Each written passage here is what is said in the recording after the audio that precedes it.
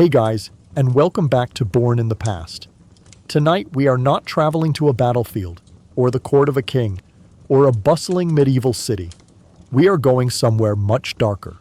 A place on the edge of society, on the border between the living and the dead. We are going to explore one of the strangest and most feared professions to have ever existed. A job born from a terror that has haunted humanity for millennia. The fear of dying with sin on your soul. What happens to the unforgiven? Where do they go? In a time of absolute faith and absolute terror, our ancestors devised a desperate, superstitious solution. A ritual, a transference, a way to cleanse the dead so they might enter the kingdom of heaven. But every ritual requires a vessel, and tonight, that vessel is you. This is not a story about survival against a sword or starvation.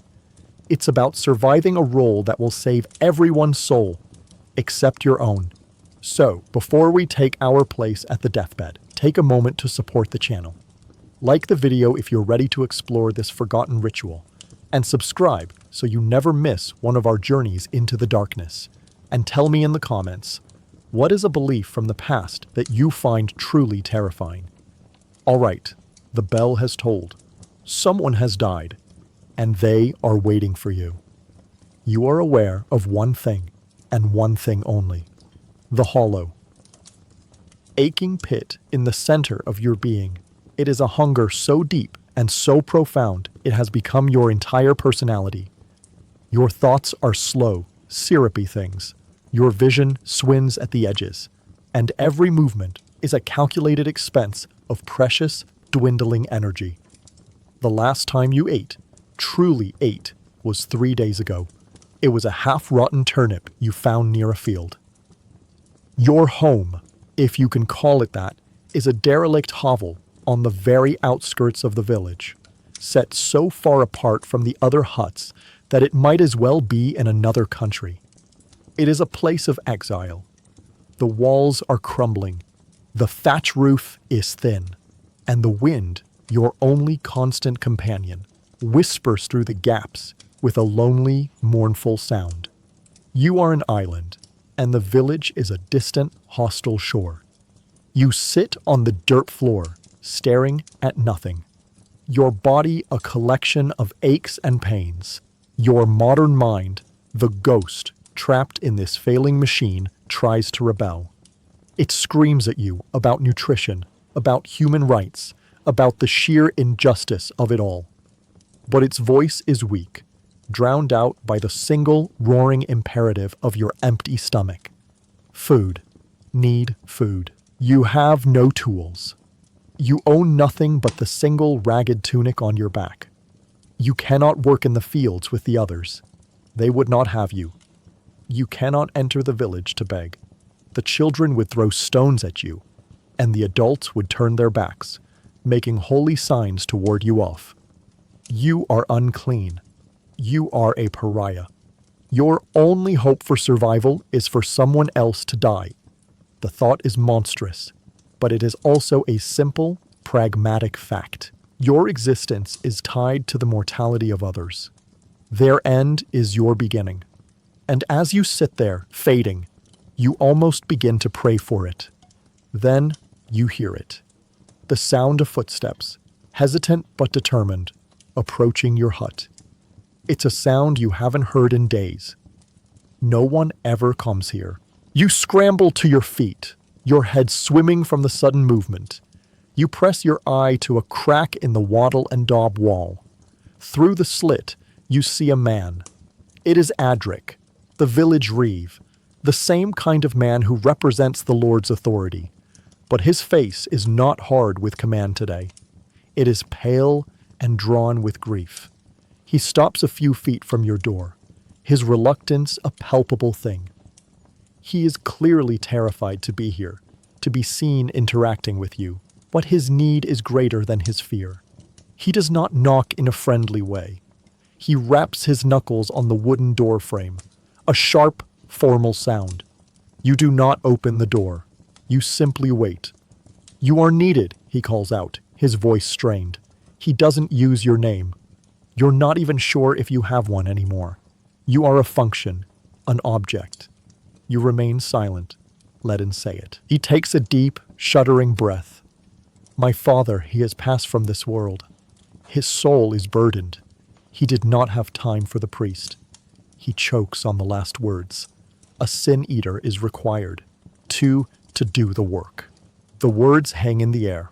The work. He makes it sound like a craft, like carpentry or blacksmithing. You know what it is. You, the modern mind, see it as a bizarre, disgusting, and ultimately meaningless superstition. But to him, it is the most important transaction in the universe. Your heart pounds, not with fear or pity for him, but with a sudden, savage, undeniable surge of hope. Your stomach clenches. There is payment, he says, his voice now a low, desperate plea. A loaf of good bread, white bread, and a full tankard of ale, set upon the chest. White bread, not the black, coarse loaf of the peasants, but the bread of the masters, made from fine wheat, soft, pure. The word alone feels like a feast in your starving mind. Ale, not just water, but precious, life-giving calories in liquid form.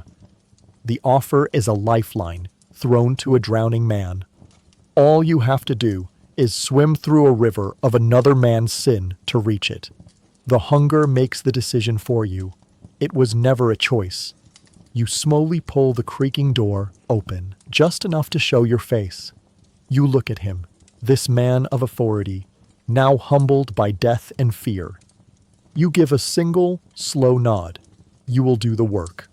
A look of profound relief floods his face, immediately followed by a wave of repulsion as he truly looks at you. He takes a step back, as if your very gaze might contaminate him. Come, he says, already turning away. Bring nothing. Everything is prepared. You step out of your hovel into the fading light, leaving the only place you are tolerated for the one place you are needed. You are about to perform a sacred duty for people who would not spit on you if you were on fire, and you are going to do it for a piece of bread. You follow the reeve, Edric, towards the village, but you are not walking with him. He maintains a careful distance of at least 10 paces ahead of you, his back rigid, his shoulders tight. He is not escorting you. He is leading a leper, a necessary but defiling object that must be brought into the heart of the community to perform its grim function. Your role is not to walk beside him as an equal, but to trail behind him like a bad smell, a shadow he cannot shake. As you leave the desolate patch of land that constitutes your territory and enter the outskirts of the village proper, the world changes. The air grows thicker with the smell of wood smoke and roasting meat. The huts are closer together, sturdier, their wattle and daub walls better maintained. You hear the sounds of life, the distant clang of a blacksmith's hammer, the bleating of a goat, the sharp cry of a woman calling to her child. This is the world you are forever barred from. And then they see you. A woman throwing a bucket of dirty water out her door stops mid-motion, her eyes widening in recognition, then in fear. She drops the bucket, sloshing water over her own feet, and quickly scurries back inside, slamming the wooden door shut. A group of children playing a game with stones in the muddy path falls silent. They stare at you with wide, terrified eyes, their game forgotten. One of the older boys whispers something to the others, and they scatter like frightened birds, running to hide behind their homes. This is your reception. You are a walking plague. Your very presence curdles the air and stops the flow of daily life. As you walk deeper into the village, the reaction becomes a silent, synchronized ritual. People in your path do not move aside politely. They stop dead, turn their backs to you, and stare intently at the wall of a hut or a distant tree until you have passed. Some of the older women make the sign of the cross over their chests, their lips moving in a silent prayer. A man working on a fishing net by his door spits on the ground after you pass. A gesture to ward off the bad luck, the spiritual contamination you carry with you. You move through a bubble of profound, fearful silence. The blacksmith's hammer ceases its ringing. The chatter of villagers dies away. All that is left is the squelch of your bare feet in the mud and the sound of your own breathing. Your modern mind struggles to process the intensity of this ostracism. In your old life, you might have felt awkward or unwelcome at a party. You might have been ignored by someone you tried to talk to. This is not that. This is a rejection so total, so primal, it feels like a physical force. You are not just an outcast. You are a spiritual hazard, a necessary evil. They need you for their dead, but they despise you for the very act they require. And here is the terrible, sharpest point of the irony. Their fear is your livelihood. Their revulsion is what gives you value. If they did not believe so deeply that you were a vessel of sin, they would have no need for you. You would simply starve. You are sustained by the very superstitions that make you a monster in their eyes. You are a parasite feeding on the soul of the village. You focus on the loaf of white bread. The thought of it is a beacon in the fog of humiliation. You think of the ale. You keep your eyes fixed on Edric's straight, grieving back. You are not a person walking through a village. You are a tool being carried to its place of work. You must endure this. The reward is survival. Finally, you arrive. Edric's home is one of the larger ones, set near the center of the village. It has a proper timber frame and a well-maintained thatch roof. A small group of people, his family, you presume, are huddled near the door, their faces pale and streaked with tears. When they see you, their grief is momentarily eclipsed by a wave of fear and disgust. They shrink back, pulling their cloaks tighter around themselves. Edric does not speak to them. He walks to the door and stops, turning to face you for the first time since you left your hovel. His face is a mask of misery. "The body is within," he says, his voice low and rough. "On the table. The meal is prepared. It is on his chest, as is the custom." He gestures to the open doorway. "He will not enter with you. No one will. This is a task you must perform alone. The living cannot witness the transference of sin. When you are done," he continues, his eyes fixed on a point just over your shoulder, "leave the way you came. Do not speak to anyone." You stand on the threshold, looking into the dim, fire-lit interior of the house. The air within is heavy, still, and smells of sickness and death. You can just make out a long shape on a table in the center of the room, covered by a sheet.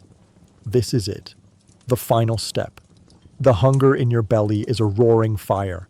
It pushes you forward. You give Edric a single, slow nod, a gesture of understanding between two parties in a grim contract. Then you take a breath, cross the threshold, and step out of the world of the living and into the chamber of the dead. You step inside, and the heavy wooden door swings shut behind you with a soft thud, plunging you into a dim, suffocating quiet. The world of the living, with its wind and its distant sounds, is gone. You are now in the antechamber of the dead. The air in the room is thick and still, heavy with a mixture of smells your brain struggles to process. There's the scent of the hearth fire, burning low. There's the clean, sharp smell of herbs, rosemary and thyme, you think, strewn across the floor. A futile attempt to mask the other, sweeter, cloying scent in the room. The unmistakable smell of a body that has begun its slow return to the earth. Your eyes adjust to the gloom. The room is sparse, but cleaner and better furnished than your hovel. A few sturdy stools, a chest against the wall. But your gaze is drawn to the center of the room. On a long, rough-hewn wooden table lies a figure, completely covered by a simple linen sheet. The shape beneath is unmistakably human. Your modern mind recoils. Everything about this feels wrong. It feels like a violation, a trespass into a sacred, private space of grief. A part of you wants to turn and flee, to run back to your empty shack and starve with some small shred of dignity intact. But the hunger is a physical beast inside you, roaring and clawing at your insides. It has no concept of dignity. It has no respect for the dead. It wants the white bread. It wants the ale. And it is winning the battle for your soul. You take a slow, hesitant step forward. The dirt floor is cool beneath your bare feet.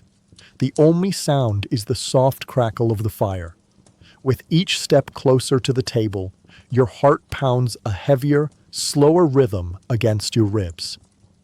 You feel like an actor on a strange, terrifying stage, about to perform a scene you have not rehearsed.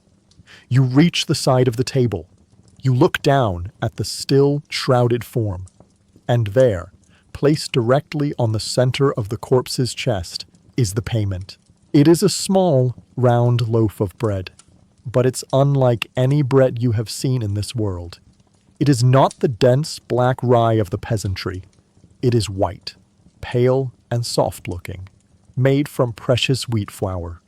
Next to it sits a wooden tankard, dark with moisture, promising a full measure of ale. It is a feast, a king's ransom laid out on a bier of death.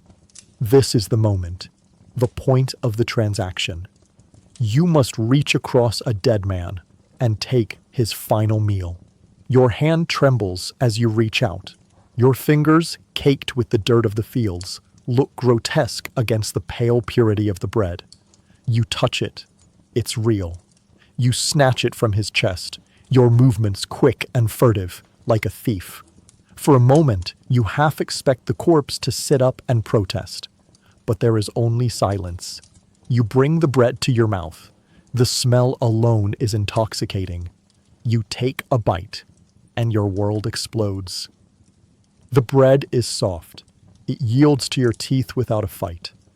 The flavor is clean, simple, and so utterly, exquisitely delicious that it brings tears to your eyes. It is the taste of civilization, the taste of a life you have lost. You devour it with a desperate, animalistic ferocity, not even stopping to chew properly, your throat working to swallow the soft, wonderful mouthfuls. You are not just eating bread. You are consuming hope. As you eat, your rational mind, the ghost in the machine, is working. This is just superstition, it tells you. You are not eating sins. Sin is a concept, an abstraction. This is just baked flour and water. The man is dead. His consciousness, his soul, whatever he was, is gone. This act is meaningless. This cynical detachment is your shield. It's what allows you to stand here in a cold room with a dead body and eat a piece of bread from his chest. A true believer, a medieval man, might be paralyzed by the spiritual weight of this moment, terrified of the invisible, damning essence he was consuming.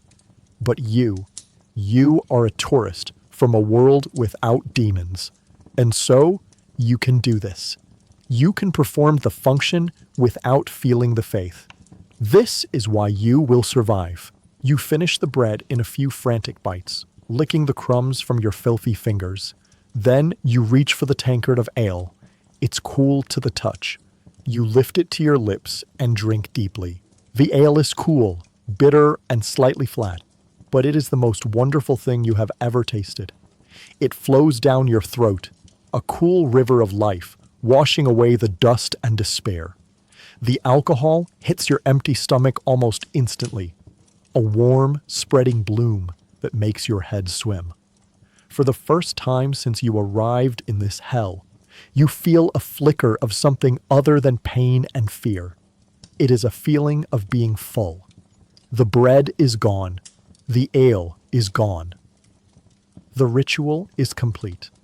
According to the belief of the people waiting outside, You have now absorbed the sins of the man lying on the table.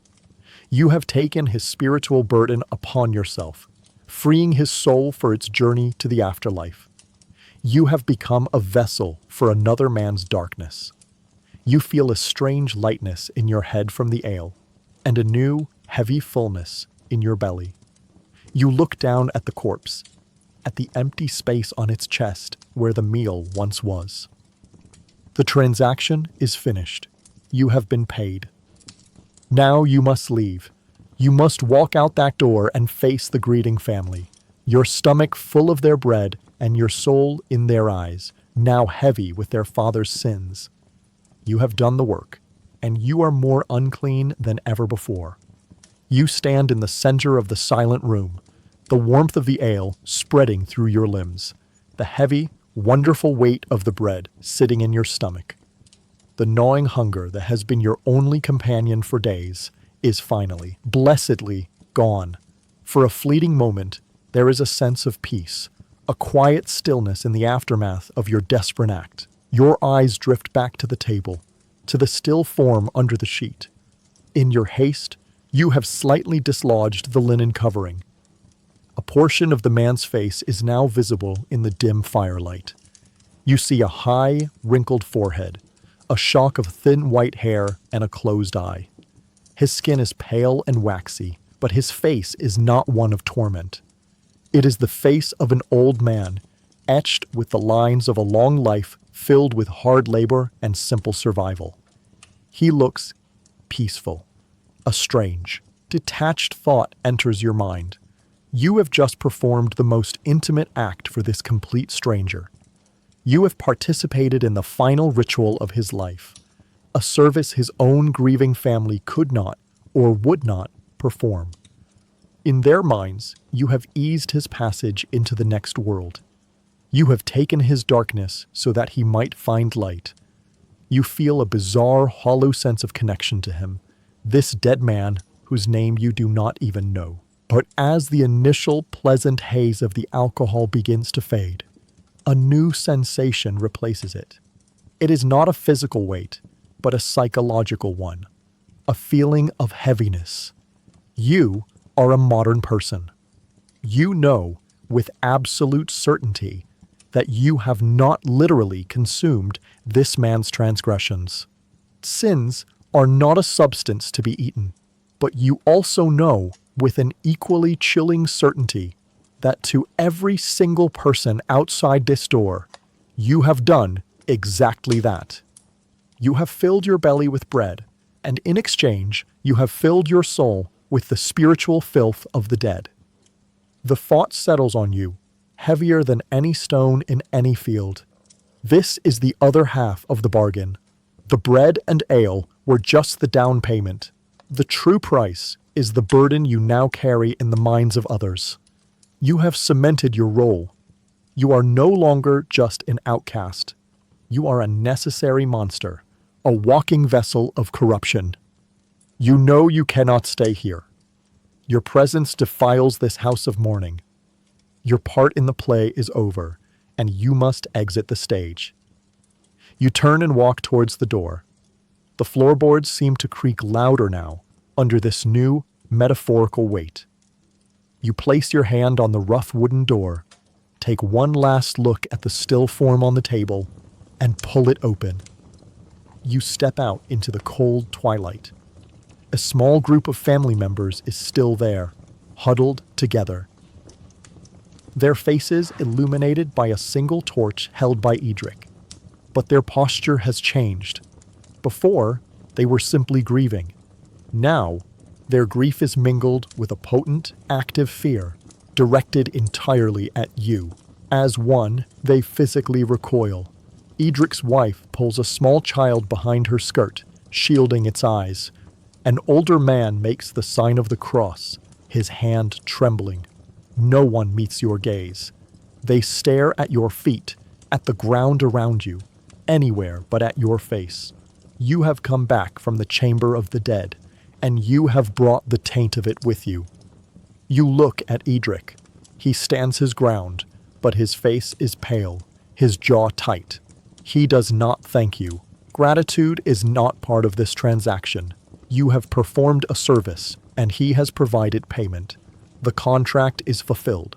His only desire now is for you to be gone. He gives you a single, sharp jerk of his head, a command without words. Leave. Now. You turn and begin the walk back to your hovel. It is the same path you took before, but it feels different. The villagers who see you now react with even more pronounced terror. Before, you were the sin eater, a figure of bad luck and social revulsion. Now, you are the sin eater fresh from a meal. You are spiritually radioactive. The bubble of silence and fear that surrounds you is wider, more charged. You don't care. For the first time, their revulsion does not sting. Their fear does not humiliate you. You are looking at the world through a haze of alcohol and a full stomach. You feel the weight of the bread in your belly, a solid, reassuring presence. You focus on that and that alone. Let them stare. Let them make their signs and whisper their prayers. You have what you needed from them. You finally reach your shack at the edge of the world. You step inside, into its familiar cold and darkness, and pull the door shut, closing out the village that both needs and despises you. You are alone again. The gnawing, desperate hunger has been silenced. You have found a way to survive in this world, a sustainable, repeatable way to get food. All you have to do is feast on the failures and regrets of the dead, and in doing so, become a monster to the living. As you slide down to the floor, your back against the wall, a strange, grim smile touches your lips. You have survived, and you realize, with a chilling clarity, that the part of your soul you just lost was the part that was still afraid of what you were becoming. You sit in the absolute darkness of your hovel, the door barred against the night. For the first time since you arrived in this world, you are not cold. A pleasant, unfamiliar warmth radiates from your stomach, a combination of the rich bread and the potent ale. The gnawing ache of starvation has been replaced by a comfortable, heavy fullness. You have won. You have beaten the system. You lean your head back against the rough mud wall and a laugh escapes your lips. It's a strange, rusty sound, unused to the air. You laugh at the sheer, mind-bending absurdity of it all. You, a rational 21st century person, have just performed an act of pure medieval magic. You have eaten a man's sins, and it worked. Not the magic part, of course, that's nonsense. But the transaction, the social contract. You performed your grotesque function, and you were paid. You are a fraud. A charlatan profiting from the deepest fears of these simple people. You feel a pang of something. Is it guilt? You crush it instantly. Guilt is a luxury for the well-fed. You did what you had to do. You played your part in their superstitious theater, and your payment was another day of life. It's the best deal you're going to get in this world. But warmth of the ale makes you drowsy. The usual cacophony of fear and grief in your mind is muffled. For the first time, sleep feels possible. You curl up on your pile of straw, your full belly a warm stone against the cold earth, and you drift off into a state of unconsciousness that is deeper and more merciful than any you have yet experienced. You wake, not to a sound, but to a familiar, unwelcome sensation, the gnawing in your gut. The sun is high in the sky. You have slept through the entire morning, a testament to your profound exhaustion and the caloric miracle of your previous night's meal. But that miracle is fading. The white bread and ale have been processed, burned away by your body's desperate need for fuel. The comfortable fullness is gone, replaced by the first faint stirrings of the familiar ache. You sit up, a cold dread seeping back into your bones. The victory was temporary. The reprieve was short-lived. A single meal does not undo a lifetime of peasant diet and recent starvation. It was just a pause button. And the terrible movie of your life has just resumed playing. Days begin to bleed into one another. The memory of the white bread becomes a form of torture. It has reawakened your palate to what food could be, making the reality of your existence even more unbearable. You hunt for grubs and edible weeds around your hovel. You drink foul water from a nearby stream, but nothing can touch the ghost of that meal. The hunger returns with a vengeance. It is a more educated hunger now. It knows what it's missing. The weakness returns, the dizziness, the cold that seems to live in your marrow. Your brief career as a successful sin eater feels like a dream. Your life acquires a new, horrifying rhythm. You are no longer just waiting for an opportunity. You are actively listening for it. Every sound from the village becomes a potential signal. The sound of a person coughing violently from a nearby hut makes your head turn. Is it the lung fever? Will they last the week? The sight of the reeve visiting the home of an elderly woman makes your heart beat a little faster. Is he checking on her health or her decline? You have become a vulture, a ghoul. Your survival depends on the suffering of others. You scan the village from your isolated hillock like a predator surveying a herd, trying to spot the weak, the old, the sick. You are praying for death, not your own, but someone else's. The thought is so monstrous, so utterly alien to the person you once were, that it makes you feel sick. But the hunger is stronger than your morality. The hunger doesn't care about ethics. A week passes, or maybe it's two. Time blurs in a haze of weakness and waiting. You are lying on the floor of your hut, staring at the thatch roof, your stomach a knot of agonizing cramps. You are weaker now than you were before. The memory of the meal has made the starvation crueler. You are beginning to think you might simply die here, in this forgotten shack, when you hear it. It is faint at first, carried on the wind. A single, mournful, metallic tone. Bong.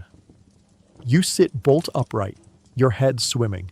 Your heart begins to pound, a frantic, hopeful rhythm. You crawl to the door, pressing your ear against the wood. You wait, straining to hear. Bong. There it is again. The slow, deliberate tolling of the church bell. It is not the joyful peal for a wedding, nor the call to prayer. It is the death knell. A single, solemn toll, once every few seconds. Someone has died. Someone of importance, if the bell is being rung for them. The hunger inside you awakens, a ravenous beast. It banishes all other thoughts, all pity, all morality. The bell tolls again, and for you, it is not a sound of mourning. It is the sound of a dinner bell. It is the sound of a job opening, and you are the only candidate. You get to your feet, your body trembling with weakness and a new, terrible kind of excitement. It is time to go to work. You don't move immediately. You wait. Your heart is a frantic drum against your ribs, but your mind is suddenly unnervingly calm. You have been through this before. You know the procedure. The first time, you were a passive victim of circumstance, a starving creature led to a strange and terrifying ritual. Now, you are a participant, a professional. You know that the bell is just the public announcement. The personal invitation has yet to arrive. You must wait to be summoned. To show up unbidden would be to break the unspoken rules of this grim trade. You use the waiting time to prepare. It's a parody of getting ready for work. You splash some of the brackish water from the bucket onto your face, not for hygiene, but to wipe away the crust of sleep and weakness. You smooth down your ragged tunic, a pointless gesture, but it feels like putting on a uniform. You are no longer just a starving outcast. You are the sin eater, and you have an appointment. The minutes stretch into an eternity, with every passing moment, A sliver of doubt enters your mind. What if they don't come for you? What if the deceased was a man so pious he needs no such ritual? What if they are too poor to afford the traditional payment? The thought sends a fresh wave of panic through you, a fear more immediate than any superstition, the fear of the opportunity being lost. Then you hear them. Footsteps, lighter than the reeves, more hesitant. You move to your crack in the wall. You see a young man, barely more than a boy, standing in the gray light. His face is pale and puffy from crying. He wrings his hands, his knuckles white. He is clearly terrified to be here, but grief and duty have forced him. He takes a shaky breath and knocks weakly on your door. This time, you open it immediately. You stand in the doorway, a silent, gaunt figure, and you simply look at him. You say nothing. You let your reputation, your very presence, do the talking. You have learned that in this world, silence can be a form of power. The boy flinches back, his eyes wide with a mixture of awe and revulsion. He looks like he is speaking to a ghost. My mother, he stammers, the words catching in his throat. She passed in the night. The fever took her. She was not at peace. You continue to stare, your face a blank mask. Your silence is a question. It unnerves him. It forces him to get to the point. He swallows hard. We need the sin eater. There is a payment. A loaf of bread. Not white, but good barley bread. And a small wheel of cheese. Fresh. Cheese. The memory of the salty, pungent sliver from last time makes your mouth water. It's a good offer. A solid offer. The hunger inside you screams, yes, now. But you hold your ground. You give a single, slow, deliberate nod. Your acceptance is not the desperate grasp of a starving man. It is the solemn agreement of a craftsman accepting a commission. You have, in your own mind, elevated your status from beggar to consultant. The boy looks immensely relieved. He gestures for you to follow, and just like Edric, he immediately turns and walks away, ensuring a safe distance is kept between you. The second walk through the village is different. The villagers react with the same fearful, ritualized shunning, but you are no longer the same. You are not a confused, horrified victim. You are a professional on your way to an appointment. You watch their reactions with a new, cold detachment. The woman who pulls her child away is not insulting you. She is simply an ignorant client. The man who spits on the ground is merely practicing his own folk magic, as you are about to practice yours. Their fear is the source of your next meal. It is the foundation of your business. You find you no longer resent it. In a strange, twisted way, you are almost grateful for it. You are becoming a connoisseur of your own ostracism. You arrive at a different hut. It is smaller than the Reeves, more dilapidated. A true peasant's hovel, not much better than your own. This tells you something important. Your services are not just for the relatively wealthy. They are a necessity for all levels of this society. Death is the great equalizer, and the fear of damnation is universal. Your client base is larger than you thought. The young man, your client, gestures to the door. She is inside, he whispers. The meal is on her. He looks at you, his eyes pleading. There is a raw, desperate hope in his face. He truly believes you are about to perform a miracle, to save his mother's eternal soul. He believes you are about to take her sins into yourself, damning yourself for her salvation. You look back at him, your face impassive. You feel nothing, no pity for his grief, no guilt for the fraud you are about to perpetrate. You feel only the gnawing emptiness in your stomach and the grim satisfaction of knowing you are about to fill it. The first time, you entered the death room with a sense of dread and violation. This time, as you push open the door, you feel only a cold, quiet focus. It's time to go to work. You push the door open and step inside. The difference between this hut and the Reeves home is immediate and stark. This is not the house of a village official.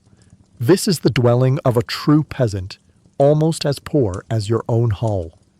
The space is smaller, the air thicker with the smell of wood smoke and unwashed bodies. There is no proper table. In the center of the room, on a simple straw pallet on the dirt floor, lies the body of the mother. She is covered with the same kind of thin, coarse blanket you have on your own bed. The scene is one of quiet, profound poverty. Death, it seems, does not tidy up.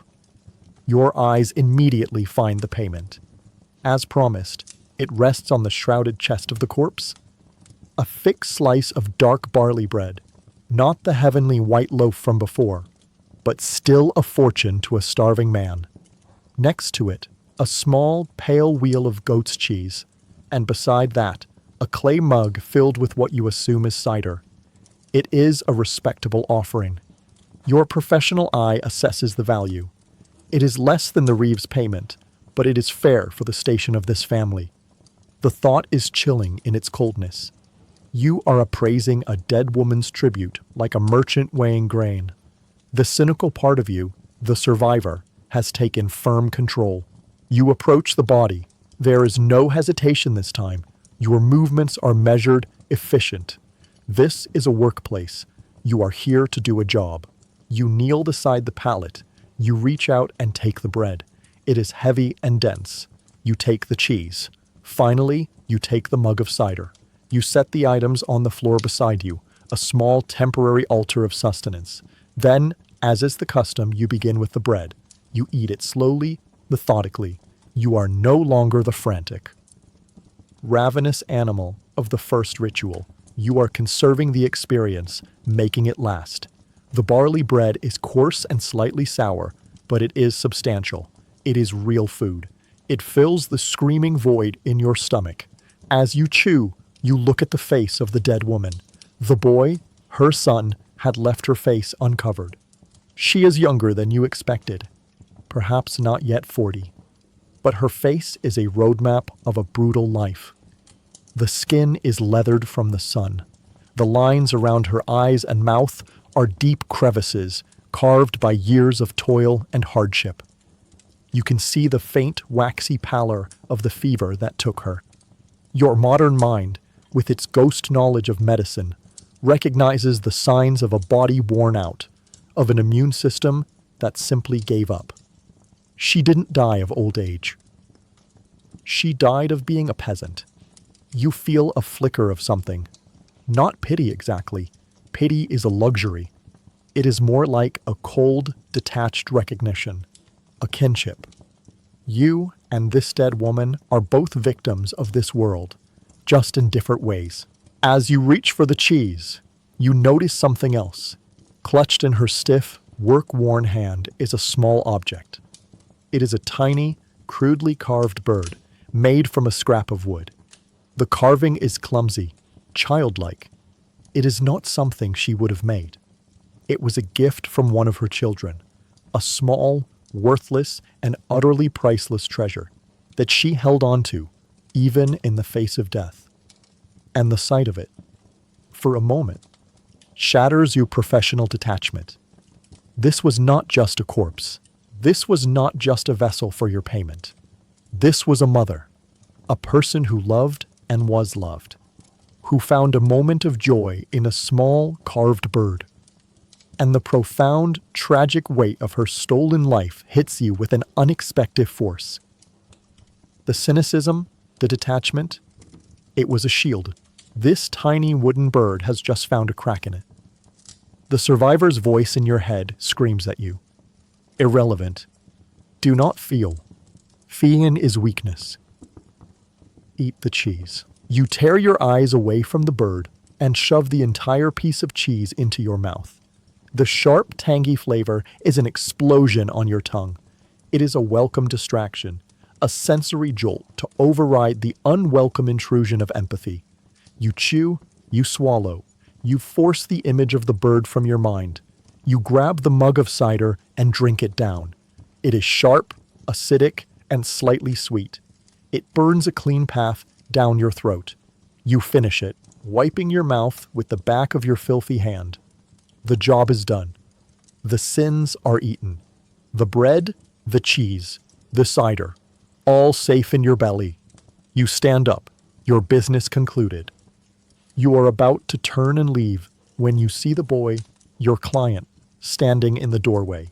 He has been watching you, his eyes wide, his expression a mixture of terror and desperate hope. You expect him to shrink back as you approach, but he doesn't. He stands his ground, his small frame trembling. As you pass him to exit the hut, he does something unexpected. He darts forward and presses something small, cold, and hard into your hand. You look down. It is a single copper coin, a farthing perhaps. It is practically worthless. It is almost certainly the only coin he possesses in the world. It was not part of the deal. It is a tip. He doesn't say, "Thank you." He wouldn't dare. But the gesture, this small, pathetic, and profoundly human act of gratitude, is unmistakable.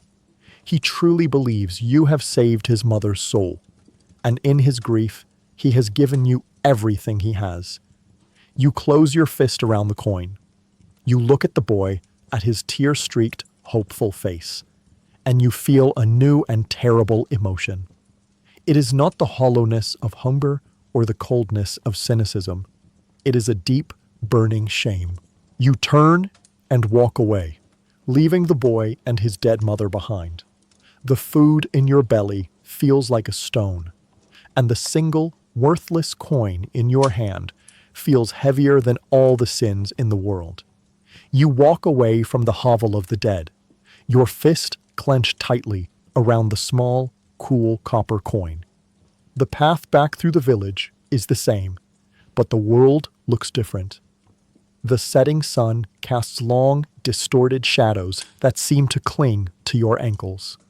The villagers who see you still turn away, their faces masks of fear. But you no longer see them as a faceless, superstitious mob. You see the fear in their eyes, and now, instead of feeling detached, you understand its source.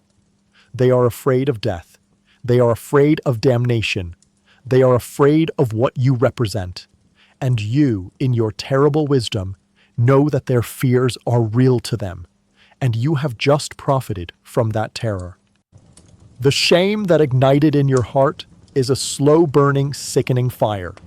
It is a completely different sensation from the raw hunger or the cold fear you have grown accustomed to. This feeling is worse. It is a poison of the soul, and you have no immunity to it. You reach your hovel, the isolated shack at the edge of the world. You step inside and bar the door, but the familiar sense of being in a safe refuge is gone. You cannot shut out your own thoughts. You sink to the floor, your back against the wall. The food in your stomach, the dense bread and the tangy cheese, should be a comfort. It is fuel. It is life. But it sits like a lump of lead in your gut. Every calorie feels tainted. The energy it gives you feels stolen. Slowly, you unclench your fist and look at the coin lying in the palm of your filthy hand. It is a small, pathetic thing, a tiny piece of hammered copper worn smooth by countless transactions. In the dying light filtering through the cracks in your wall, it barely gleams. It could not buy you another loaf of bread. It could not buy you a new pair of shoes. In the grand scheme of things, it is worthless. And yet, it is the heaviest thing you have ever held. The coin is not just copper. It is a physical manifestation of the boy's grief and his desperate, misplaced faith.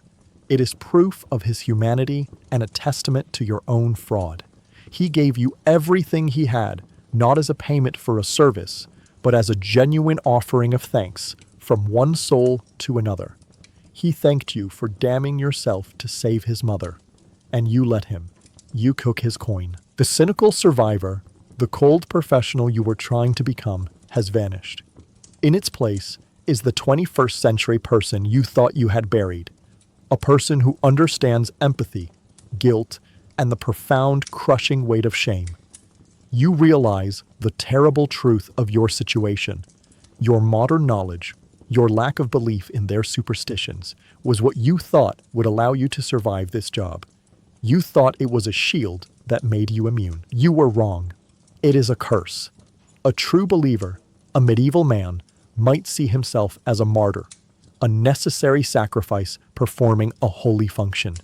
He could find solace in the importance of his role. But you have no such comfort. You know it's a lie. You are not taking their sins. You are just taking their bread. You are a con artist, a spiritual thief, preying on the deepest grief and faith of people who have nothing else. And now that you have seen their humanity, felt their gratitude, the job has become infinitely more difficult. Before, you were just surviving. Now, every toll of the death bell will be a summons to a new act of spiritual larceny. Every meal you eat will be seasoned with this burning shame. You look at the coin again. You could throw it away. It's worthless. But you can't. You close your fist around it again, the metal pressing into your skin. It is a part of you now. A small, heavy piece of your lost soul. You do not sleep. The night passes in a long, agonizing vigil.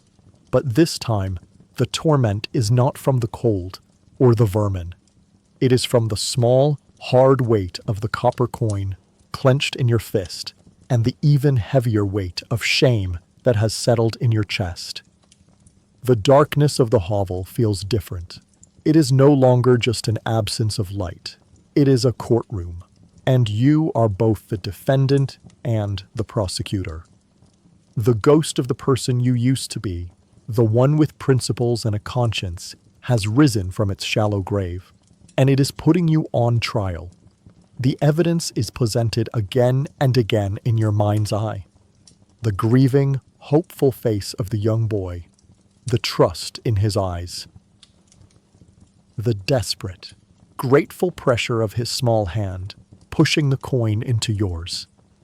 He saw you as a dark savior, a necessary holy man, performing a terrible but vital function. And you saw him as a mark, a client, a meal ticket. You try to summon the cynical survivor, the cold professional you were so proud of building. It was a job, you tell yourself, a simple transaction. I provided a service they believe in. They provided food I needed. The coin was a bonus, a tip for a job well done. But the words ring hollow. The survivor's voice, which was so strong and clear before, is now weak, drowned out by the roar of your reawoken conscience. The coin in your hand feels hot, as if it was forged in the fires of your own hypocrisy. Dawn arrives, a smear of gray in the cracks of the wall. You sit up, your body stiff and sore, but the physical pain is a distant echo compared to the turmoil in your mind. The remnants of the barley bread and cheese are wrapped in a cloth nearby. Yesterday, the thought of this food would have filled you with savage glee. This morning, you look at it and feel a wave of nausea. You force yourself to eat a piece of the bread. You need the energy. But the taste has changed. It is no longer the taste of survival. It is the taste of deceit. Every mouthful feels heavy, unearned. You are trapped in a new kind of isolation. Before, you were isolated from the villagers by their fear of you. Now, you are isolated from yourself. The modern man, who understands empathy and guilt, is at war with the medieval survivor, who knows that such feelings are a death sentence. Later that day, driven by a restless, self-loathing energy, you find yourself at the stream where you get your water. It is a muddy, slow-moving creek, but it is away from the village, a place of relative privacy. You stare into the murky water, then open your hand and look at the coin one more time. This is the source of the poison, this small piece of metal. It is the proof of your fraud. A simple solution presents itself. Get rid of it. Throw it in the stream. Let the water wash it away. Let it be forgotten. Without the physical reminder, perhaps the guilt will fade. It is a worthless object anyway. No one would trade with you. It has no practical value. Its only function is to torment you. Your arm tenses. You are about to fling it into the water, to cast away the evidence of your shame. But you stop, because you realize another, even more terrible truth. The coin may be worthless as currency, but it is the first thing you have earned in this world that was not given out of pure contractual necessity. The bread and ale were the price for the ritual. The coin was something more. It was a human connection, a grotesque, twisted, one-sided connection, but a connection nonetheless. It is the only proof you have that you are not just a specter, a feud function. For one moment, to one person, you were someone who provided a service worthy of a personal sacrifice. To throw away the coin would be to throw away that moment. It would be to sever the last tenuous thread that connects you to the humanity of the people around you. It would be an admission that you are truly, completely alone. And so you are paralyzed. To keep the coin is to accept the shame of your role. To throw it away is to accept the absolute loneliness of it. You close your fist around the coin again and put it in the small hidden fold of your tunic. You will keep it. You will carry it. You will let it be a part of you. A constant, heavy reminder of the man you are becoming. A fraud who feels guilt. A cynic who feels pity. A survivor who is beginning to hate the price of his own survival. You head back to your hovel as the sky begins to darken. The hunger is beginning to return. A faint, familiar ache. You know the church bell will toll again. It could be a week. It could be tomorrow. And you know that when it does, you will go. You will perform the ritual. You will eat the meal. But now, the work will be harder. Before, you only had to battle your disgust. Now, you have to battle your own conscience. And you suspect, with a new and chilling dread, that in the long war to come, your conscience doesn't stand a chance. Time ceases to be a series of days and becomes a long, gray, seamless river of hunger. The memory of the second meal fades, and the gnawing emptiness returns to rule your body. But your mind is no longer a simple landscape of pain and need. It is now a battleground. Two warring voices live inside you. The first is the survivor. It is a cold, practical voice has grown stronger. It urges you to watch, to listen. It forces you to see the village not as a community, but as a resource pool. It makes you notice the old man who walks with a new limp, the baby who cries with a weak, rattling cough, the woman whose face is pale and gaunt. The survivor sees these people as potential contracts.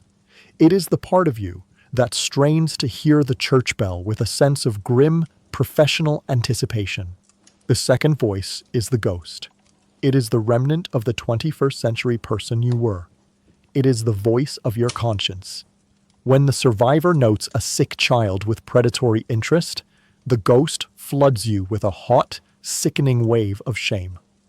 When you find yourself hoping the old man's limp is a sign of something worse, the ghost screams in silent horror at the monster you are becoming.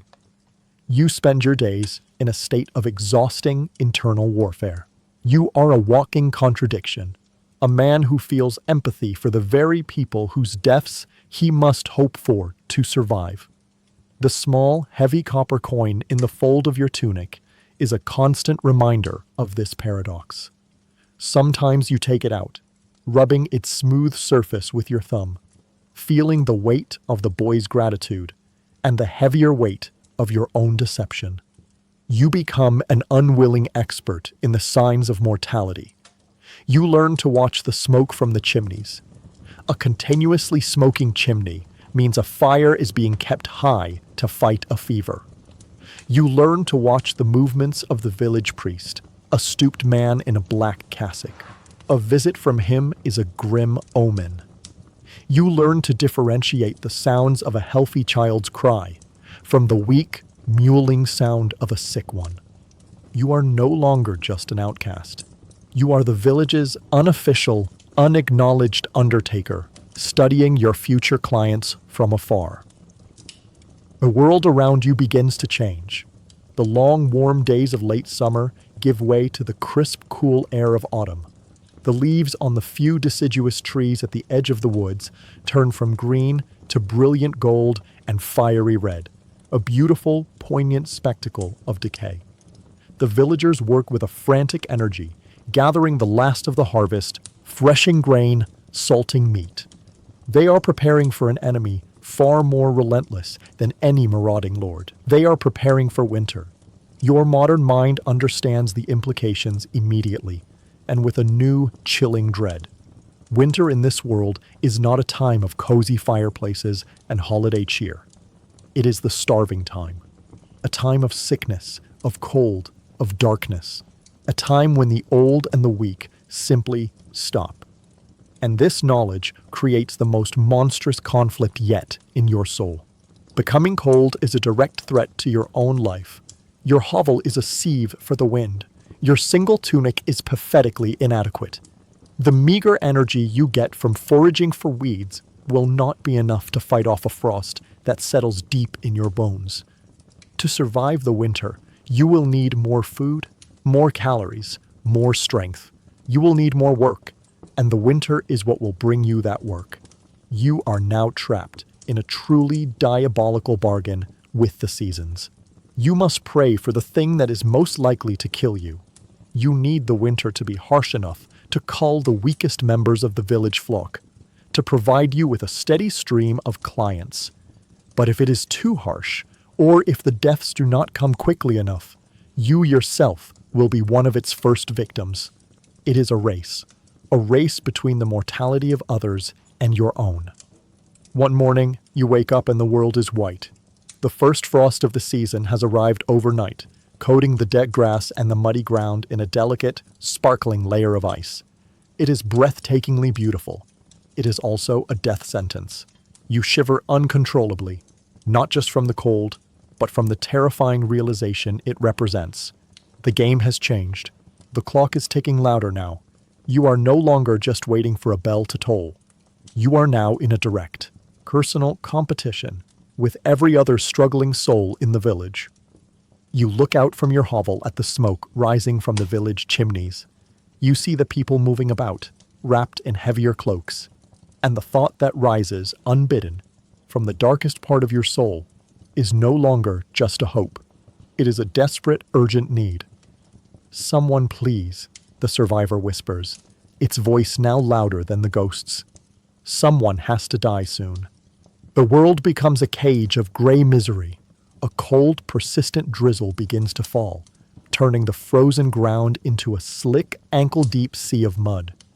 The sun is a distant, watery memory, almost always obscured by a low, oppressive sky. The days are short, granting only a few hours of bleak, weak light before surrendering to the long, brutal darkness of the nights. Your life shrinks to the four crumbling walls of your hovel. You spend your days huddled in your thin blanket, trying to conserve every precious scrap of body heat. The hunger is no longer a sharp ache. It has become a dull, permanent roar in your ears, a constant companion that colors every thought, every sensation. Your body has begun to consume itself. You are weaker than you have ever been, and a profound, chilling lethargy has set in. It would be easy, you think, to simply lie here and let the cold and the hunger take you. It would be an end to the struggle. The internal war rages on, but the battlefield has changed. The ghost of your conscience is now a faint, tired whisper, easily shouted down by the desperate, pragmatic screaming of the survivor. The survivor no longer just hopes for a death. It needs one. It is a simple, biological equation. Without the calories from a sin-eater's meal, you will not survive to see the spring. Your morality is a luxury you shed long ago, like a coat you can no longer afford to wear. You are drifting in a state of semi-delirious weakness. Your thoughts a slow, muddy river when a sound cuts through the patter of the rain. It is not the church bell. It is something far more raw, more immediate. It is a wail, a woman's cry, high-pitched and ragged with grief, erupting from a nearby hut. It is not a cry of pain or fear, but of absolute, final loss. The sound hits you like a physical blow. The ghost inside you, the faint ember of your old self, feels a reflexive pang of sympathy. A family is broken. A life has ended. But the survivor reacts with a jolt of pure electric adrenaline that surges through your weakened body. The sound is a starting pistol. The lethargy vanishes, replaced by a sharp, predatory focus. Your heart, which has been beating a slow, weak rhythm, begins to hammer against your ribs. Food. The survivor screams. Its voice now the only one you can hear. Life. You struggle to your feet, your body trembling with a sudden, desperate strength. You are a starving wolf that has just scented blood on the wind. You move to the door of your hovel, your hand resting on the wooden bar, and you wait. You listen. You do not have to wait long. You hear frantic, slipping footsteps in the mud, coming directly towards your hovel. There is a desperate, frantic pounding on your door. Not the hesitant, fearful knock of your previous clients. This is the sound of someone whose grief has burned away their fear of you. You pull the door open. A young woman, no more than a teenager, stands there, her face a mess of tears and rain. It is Alara, a girl you have seen from a distance, known for being strong and capable at the village well. Now she is completely undone. "It's my father," she gasps, the words tumbling out between sobs. "The cough, it took him, just now. He's gone cold." She looks at you, her eyes wild with the terror of the supernatural, of a soul untethered. "Please," she begs, reaching out as if to grab your tunic, but pulling her hand back at the last second, remembering what you are. "Please, you must come. The priest is in another village. We have bread, a whole loaf, and a piece of salted pork. Please." Salted pork! The words are a magical incantation. The promise of meat, of fat, of a level of sustenance you cannot even imagine, is overwhelming. This is different. This is not a formal summons from a man of standing. This is a raw, desperate plea from a grieving daughter. Her pain is naked, immediate. There is no social ritual here, only pure, primal need. You give a single, sharp nod. She doesn't wait. She turns and runs back towards her hut, expecting you to follow. She is not leading you like a pariah. She is fetching you like an emergency service. A spiritual paramedic whose only job is to attend to the dead. You follow her, your bare feet sinking into the icy mud. The villagers who see you being led by the frantic, weeping girl stare with a new kind of expression. It is still fear, but it is now mixed with a grim understanding. The first casualty of winter has been claimed, and the sin-eater has been called. You arrive at the hut. It is like any other, but today it feels like the center of the universe. The girl pushes the door open and rushes inside to her weeping mother. She turns back to you, her face a mask of desperate hope. "Come," she whispers. You step over the threshold. The room is crowded with grieving family members, their sobs, the only sound besides the rain on the thatch roof. They part for you, creating a path to the back of the hut where a man lies on a pallet. Their fresh, raw grief is a suffocating blanket in the small space. Your cynical, professional detachment is being assaulted from all sides. It is one thing to perform a ritual for a distant, formal client. It is another to step into the very heart of a family's fresh-cut wound. The ghost of your conscience begins to stir. The job, you realize, has just gotten much, much harder. You step into the hut, and the warmth of the small, crowded space is a shock against your cold, rain-soaked skin. It is a humid, heavy warmth, thick with the smells of wet wool, the banked fire, and the mingled sense of life and death. The room is full of people. A woman who you assume is the widow is being held by Alara, the daughter who fetched you. Two small boys sit on the floor, their faces buried in their mother's skirts, their small shoulders shaking with silent sobs. This is not the formal, fearful distance of your previous encounters. This is an immersion in raw, unguarded sorrow. When they see you, a new kind of silence falls. It is not the silence of shunning, but a tense, expectant hush. Their weeping softens to whimpers. They are all looking at you now. Their tear-streaked faces turn towards you with a dreadful hope. They have summoned their monster, their dark magician, and now they wait for the ritual to begin. They part for you, a slow, grudging separation of bodies that creates a narrow path to the back of the hut. You walk this path, feeling like an intruder in a sacred space. Every eye is on you, and in their gaze, you see more than just fear. You see a desperate plea. They need this to be real. They need this to work. They need you to take the spiritual agony of this death away from them. You reach the pallet where the old man lies. He is thin and wasted, his skin the color of old parchment. His mouth is slightly agape, his eyes closed. He looks small, diminished. This is the first casualty of winter. And on his chest, as promised, is the payment, a whole loaf of dark barley bread. And next to it, resting on a clean leaf, is a thick, glistening slice of salted pork. The sight of it makes your stomach clench with a hunger so violent it is almost painful. The pork, the fat, the salt, the protein. It is more than just food. It is a promise of strength, of warmth, of life. The animal part of your brain, the part that has been starving for weeks, screams at you to grab it, to devour it, to tear into it with your teeth. But you can't. Not here. Not like this. You are being watched. You are on a stage. The central actor in the most important play of this family's life. Your performance must be perfect. You kneel slowly, your movements deliberate, imbuing them with a solemnity you do not feel. You are aware of the widow's ragged breathing, of the daughter's stifled sobs.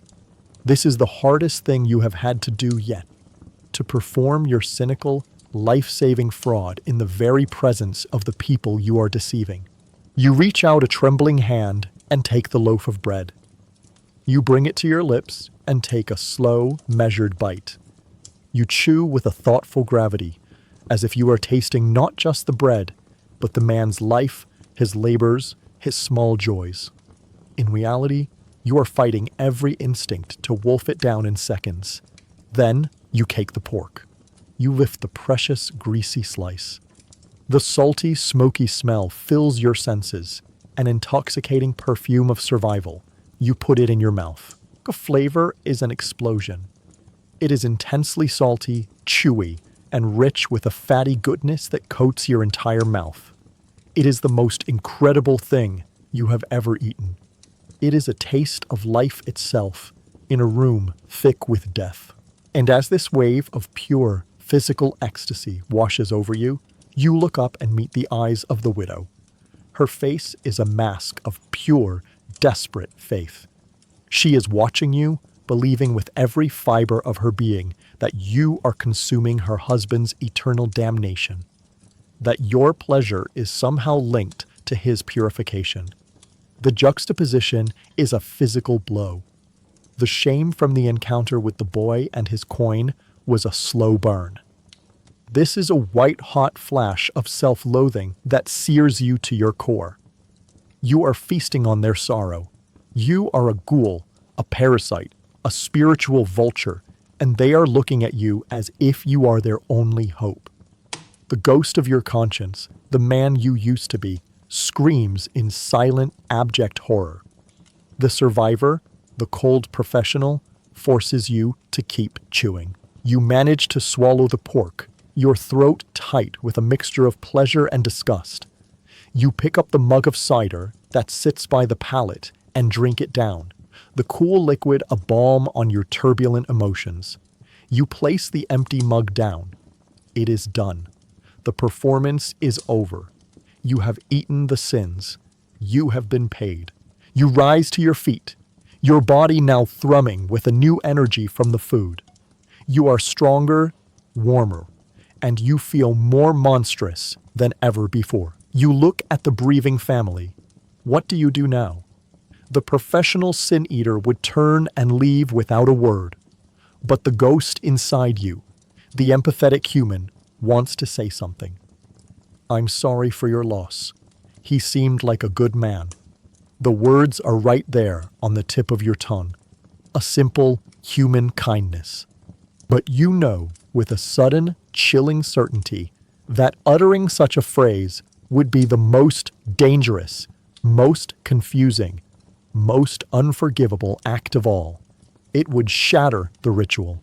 It would break the rules. You are not here to offer comfort. You are here to be a vessel.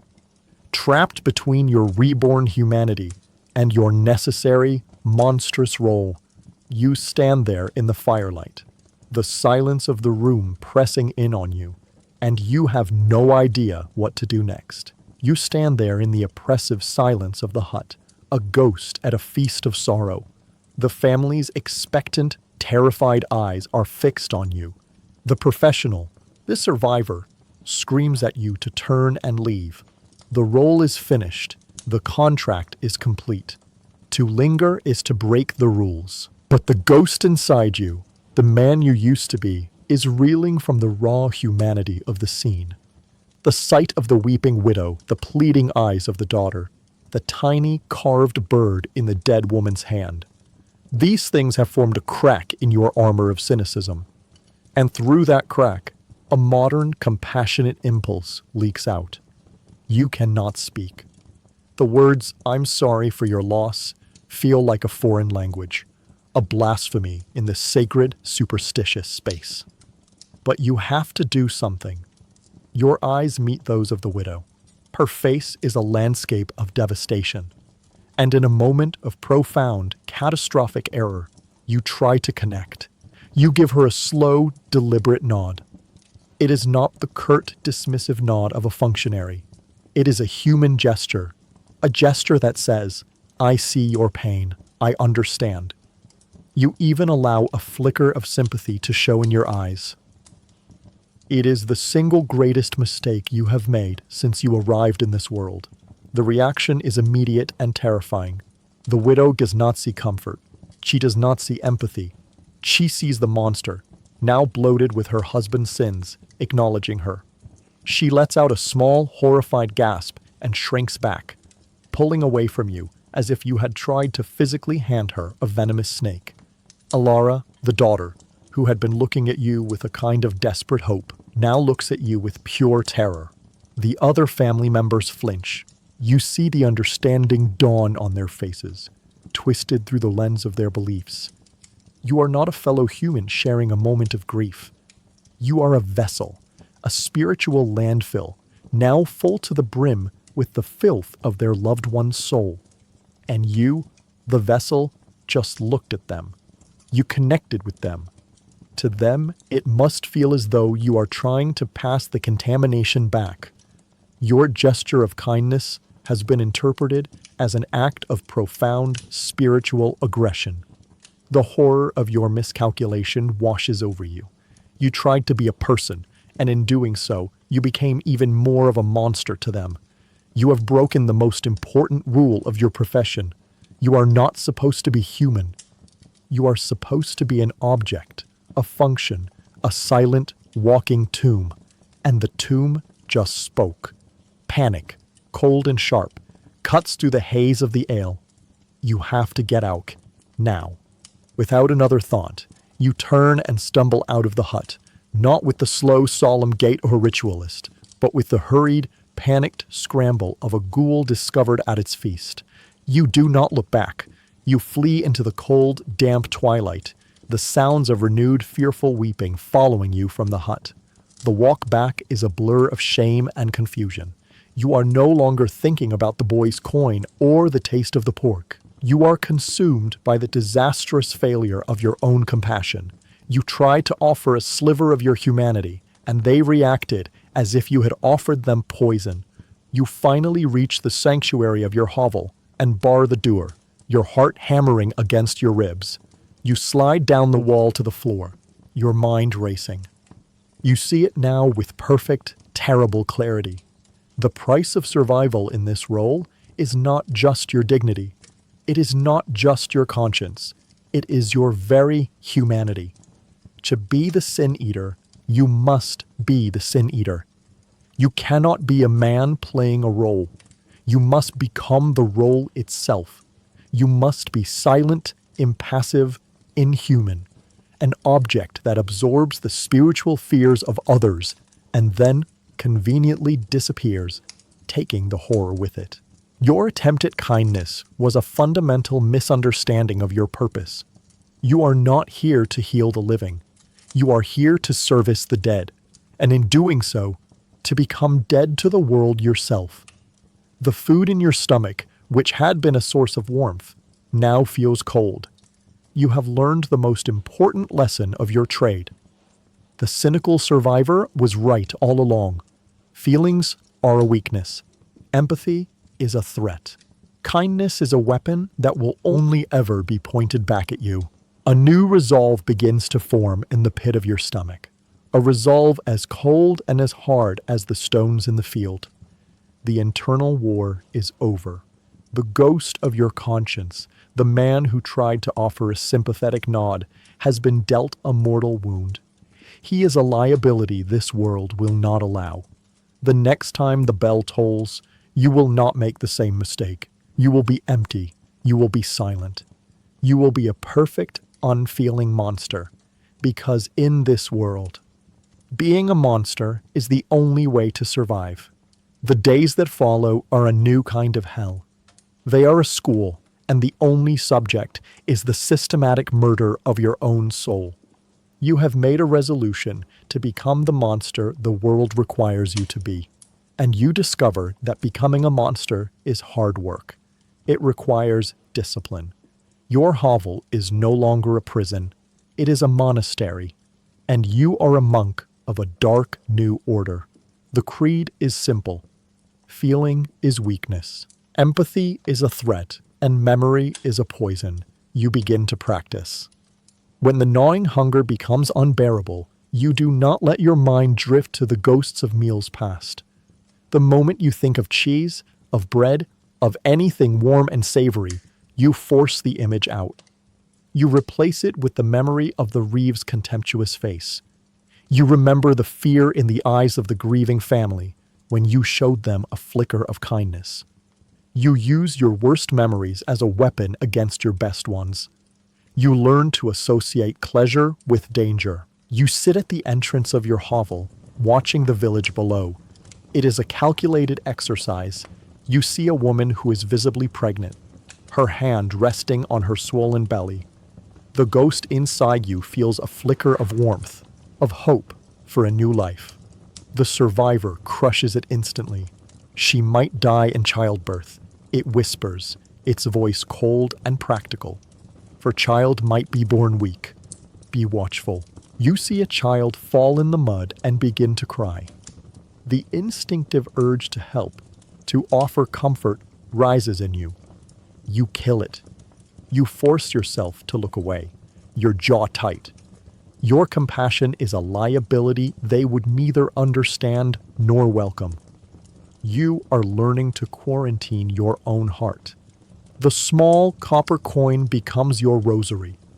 You hold it in your hand for hours at a time, not to remember the shame, but to remember the lesson. This coin is the scar tissue from your last mistake. It is the proof that your humanity is a weapon that will only be used against you. It is a reminder to be empty, to be silent, to be a tool. The winter deepens. The rain turns to sleet and then to a fine, persistent snow that never accumulates but melts into the mud, making the world a uniform, soul-crushing gray. The cold is a physical entity, a wolf that gnaws at you through the thin walls of your hut. You are constantly shivering. The hunger is a permanent fixture, a dull ache, so constant it has become a part of who you are. But you endure it with a new, terrifying stoicism. You have accepted that your body is not you. It is a failing machine you inhabit, a rickety shelter for your consciousness. You observe its pains with a kind of detached, clinical interest. Ah, you think, as a shiver racks your frame. The machine is low on fuel. It is consuming itself to stay warm. The dissociation is becoming your new reality. You spend your days in a state of vigilant emptiness, waiting. You are a predator, but you are also a scavenger. You are waiting for the herd to be culled. And one bleak, frozen afternoon, it happens. Oh no. You are huddled inside your hut, trying to absorb a phantom warmth from the embers of your tiny fire, when the sound cuts through the wind. Bong, the church bell, a single slow toll. You lift your head. Your reaction is not one of hope, more of pity, nor of excitement. There is no adrenaline. There is no internal conflict. The survivor and the ghost do not do battle. The ghost is silent now, perhaps dead. There is only a quiet, cold acknowledgement, a client. You rise to your feet. Your movements are slow, deliberate, professional. You smooth your tunic. You wait. You are the darkness that comes when the light goes out. You are the final, necessary service. You feel nothing. The emptiness you have been cultivating has finally filled you. The bell tolls again. Louder this time. Closer. You know they will come for you soon. The performance is about to begin. And this time, there will be no mistakes.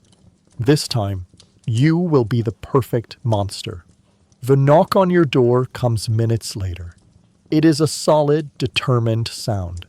When you open it, you find a grim-faced, middle-aged man, his eyes red-rimmed but his posture rigid. He does not need to speak. You both understand the grim purpose of his visit. You give a slow, single nod. He turns, and you follow him into the biting cold. The walk through the village is a familiar ordeal, but your perspective is utterly transformed. The whispers of the villagers, the mothers pulling their children away, the men making holy signs. These things no longer register as personal insults. They are simply environmental data, like the crunch of the frozen mud under your feet or the sharp sting of the wind on your face. You observe their fear with the detached interest of a naturalist, observing the behavior of strange creatures. Their terror is the ecosystem in which you survive. It is necessary. It is predictable. It means nothing. You arrive at a small, unremarkable hut. The man gestures toward the door and then steps back, melting into the shadows with the other grieving family members who huddle outside. He has delivered the tool to the workshop. His part is done. You step inside. The scene is a familiar tableau of death, a body on a pallet, a weeping family huddled near the hearth, the air thick with sorrow and the scent of herbs. But you do not see it that way anymore. You are not walking into a home. You are walking onto a set. You are not seeing a family. You are seeing your audience. You are not looking at a corpse. You are looking at the prop around which the entire performance revolves. You walk to the center of the room, your movements unnervingly calm and deliberate. You kneel beside the body, an old woman this time, her face a peaceful, wrinkled mask. On her chest sits the payment, a dark loaf and a mug of ale. You clinically note that it is a standard fee, acceptable. There are no food ghosts. There is no internal war. The ghost of your conscience has been silenced for good. There is only the survivor, and the survivor knows its lines. You begin the ritual. Every motion is infused with a solemn, theatrical gravity that you did not possess before. You are acting the part of the Sin Eater so perfectly you could almost believe it yourself. You take the bread. You hold it for a moment, your head bowed as if in prayer. You are not praying. You are creating a dramatic pause for your audience. You eat it slowly, your face an impassive mask. The bread is coarse, but you do not taste it. It is fuel, and you methodically transfer it from the corpse to your own body. You take the ale. You drink it down in 3 slow, measured swallows. The liquid is cold, but you feel no warmth from it. It is simply hydration. Throughout the performance, you are acutely aware of the weeping family. You can feel their desperate eyes on you, but you do not meet their gaze. You do not acknowledge their pain. You are a force of nature, a spiritual function, and you perform your task with the cold, impersonal efficiency of a winter frost. Your previous, fumbled attempt at kindness taught you a valuable lesson. They do not want your empathy. They want your monstrosity. They need you to be an inhuman vessel, a creature so far outside their world that it can absorb their spiritual poison without being destroyed. By being the perfect monster, you are, in a twisted way, giving them exactly the comfort they require. When the last drop of ale is gone, you place the empty mug back on the floor with a quiet final click. The ritual is complete. You rise to your feet. You turn and walk towards the door. You do not look at the family. You do not look at the body. Your work here is done. As you leave, you pass the grieving son who summoned you. He stares at you with a look of profound, terrified awe. You have performed the magic perfectly. You have given him the release he so desperately needed. You step out into the night and do not look back. You walk through the silent, fearful village, the food in your belly a dead weight. You reach your hovel, you go inside. You bar the door. You are alone. You have survived. The payment is inside you. Already being converted into the energy you will need to endure another cold night. You have mastered your role. The internal war is over. You sit in the darkness, feeling nothing but the dull ache in your bones and the cold seeping through the walls. You reach into your tunic, and your fingers find the small, smooth copper coin. It is no longer hot with shame. It is just a cold, dead piece of metal, a souvenir from a man who no longer exists. A relic of a soul that has been lost. The panic is gone. The rage is gone. The grief is gone.